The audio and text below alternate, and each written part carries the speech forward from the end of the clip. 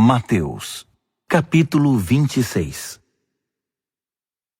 Depois dessas explicações, Jesus disse aos discípulos: Vocês sabem que a Páscoa é depois de amanhã, dia em que o Filho do Homem será traído e entregue à crucificação. Naquele mesmo instante, o partido dos sacerdotes e líderes religiosos estava reunido na sala do sacerdote principal, chamado Caifás, conspirando para prender Jesus com discrição e matá-lo. Eles decidiram não agir durante a semana da Páscoa. Não queremos ser responsabilizados por um tumulto, disseram. Jesus estava em Betânia como convidado de Simão, o leproso. Enquanto jantava, uma mulher apareceu com um frasco de perfume muito caro e o derramou sobre a cabeça de Jesus. Ao ver a cena, os discípulos ficaram indignados. Que desperdício! Esse perfume poderia ser vendido por um bom preço e o dinheiro distribuído entre os pobres. Jesus percebeu o que estava acontecendo e interferiu. Por que vocês a incomodam? Ela acaba de fazer algo tão maravilhoso para mim. Os pobres estarão sempre aí todos os dias, mas eu não. Quando ela derramou perfume sobre meu corpo, estava na verdade me ungindo para meu sepultamento. Tenham certeza de uma coisa: em qualquer lugar do mundo em que a mensagem for pregada, o que ela fez aqui será lembrado e admirado. Então um dos 12, chamado Judas Iscariotes, participou da conspiração dos sacerdotes.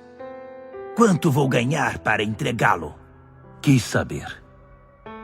Combinaram 30 moedas de prata e ele ficou esperando o momento certo para fazê-lo. No primeiro dia da festa dos pães sem fermento, os discípulos vieram a Jesus e perguntaram: Onde queres que preparemos a ceia da Páscoa? Ele disse: Entrem na cidade. Vão a certo homem e digam: O mestre diz: Minha hora está próxima.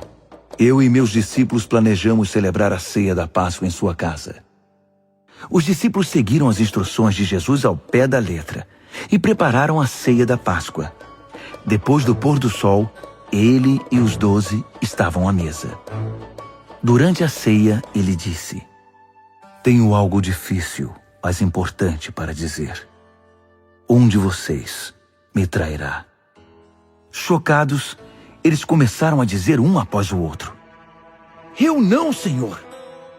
Jesus respondeu: Serei traído por alguém que come sempre comigo. O Filho do Homem sofrerá a dor da traição, já prevista nas Escrituras. Até aí nenhuma surpresa. Mas ai do traidor do Filho do Homem. Melhor seria que ele nunca tivesse nascido. Então Judas, o traidor, afirmou: Eu é que não sou. Jesus disse: Você sabe que é você, Judas. Durante a refeição, depois de tomar o pão e abençoá-lo, Jesus o partiu e deu aos seus discípulos, dizendo: Tomem, comam. Isto é meu corpo. Tomando o cálice e dando graças a Deus, entregou-o a eles também e disse: Bebam todos vocês. Isto é o meu sangue, a nova aliança de Deus, derramado em favor de muitos para o perdão de pecados. Não beberei vinho outra vez até o dia em que beberei com vocês no reino do meu Pai. Então eles cantaram um hino e foram para o Monte das Oliveiras. Jesus alertou-os: Antes que a noite termine, vocês irão se dispersar por causa do que vai me acontecer. Isso é para cumprir um texto das Escrituras que diz: Vou ferir o pastor e as ovelhas ficarão desorientadas. Mas depois que eu ressuscitar, irei adiante de vocês para a Galiléia. Mas Pedro, todo afoito, afirmou: Ainda que todo mundo fuja, eu nunca fugirei. Jesus respondeu: Não tenha tanta certeza. Ainda esta noite, antes que o galo cante, você me negará 3 vezes.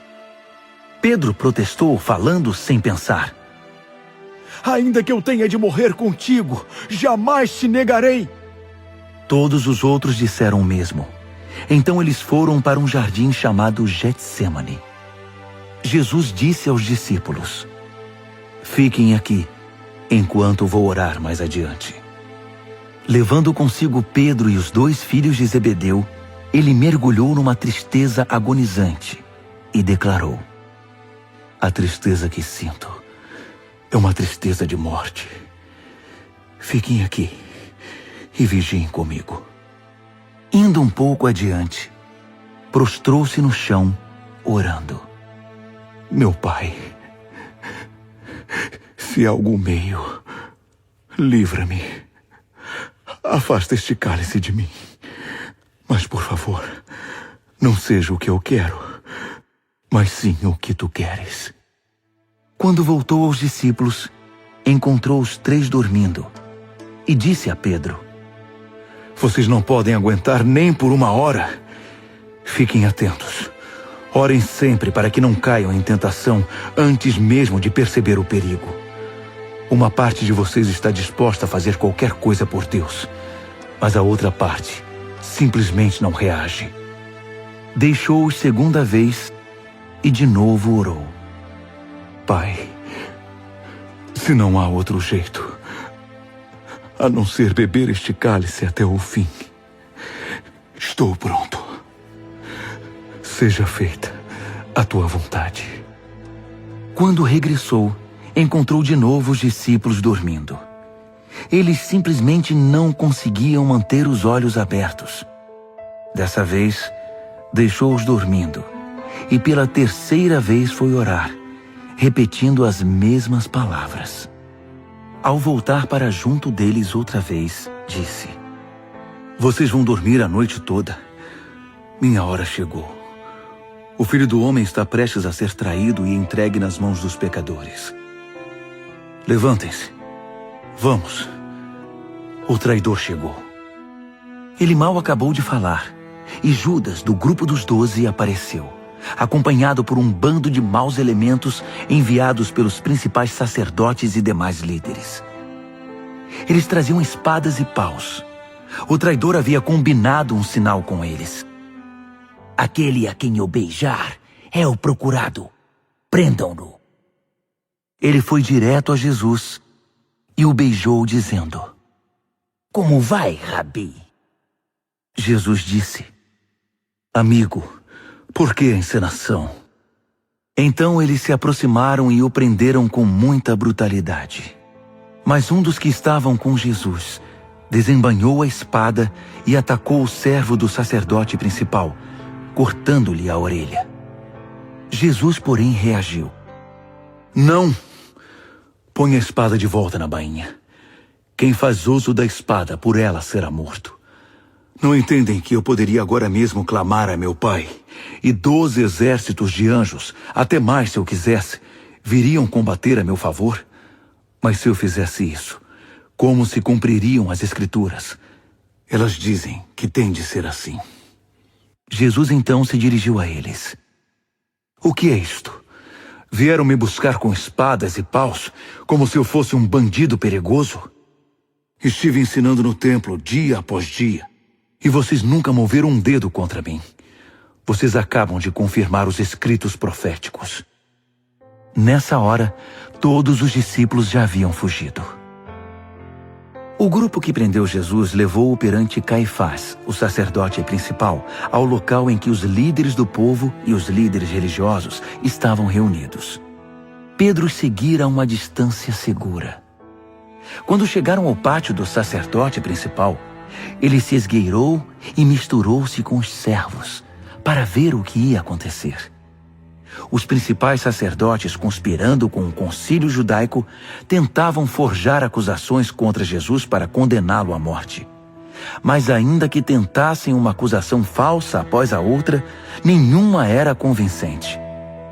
Finalmente, 2 homens apareceram com este depoimento: Ele disse: posso derrubar o templo de Deus e reconstruí-lo em 3 dias. O sacerdote principal levantou-se e perguntou a Jesus: o que você tem a dizer dessa acusação? Jesus manteve silêncio. Então o sacerdote principal declarou: Ordeno, pela autoridade do Deus vivo, que me diga se você é o Messias, o Filho de Deus. Jesus foi direto. Você mesmo disse. E isso não é tudo. Logo você verá por você mesmo o Filho do Homem assentado à direita do Poderoso, vindo nas nuvens do céu. Nessa hora o sacerdote principal perdeu a compostura. Rasgando a própria roupa, gritou: Ele blasfemou! Vocês vão ficar parados diante desta blasfêmia! Todos gritaram: Morte! Ele merece sentença de morte! Os homens começaram a cuspir e a bater nele. Enquanto os bofeteavam, faziam piada. Profetize, Messias!